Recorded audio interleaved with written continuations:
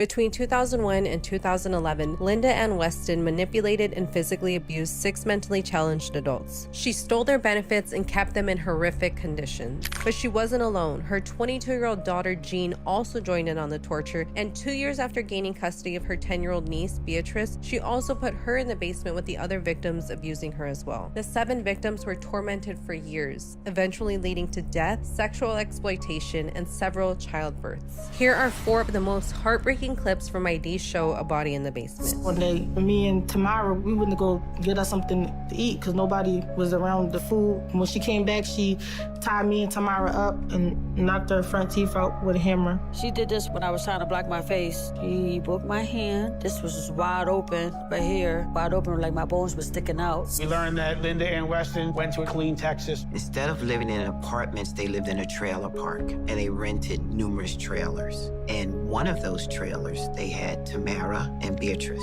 And Linda would allow men for pay to spend the night with them. And this was day in and day out, and they were beaten, particularly Tamara, if she didn't participate. And Beatrice was just a kid. She was a teenager. Maxine Lee was a young lady who was exploring her sexuality. She met Linda at a club in Philadelphia. Linda said that she was gay. They started to date. Maxine then started to stay with Linda for a few months. It was a pure relationship, a romantic relationship. The children loved Maxine. She would help them with homework. She became a real member of that family, but eventually Maxine Lee wanted to go. And when she wanted to go, they first drugged her and then they beat her. Maxine tried to escape one day, and they caught her and they brought her back in the house and they beat her with hammers and stuff. And they broke her ankles so that she wouldn't run again. We discovered Tamara Breed and Edwin Santabria had children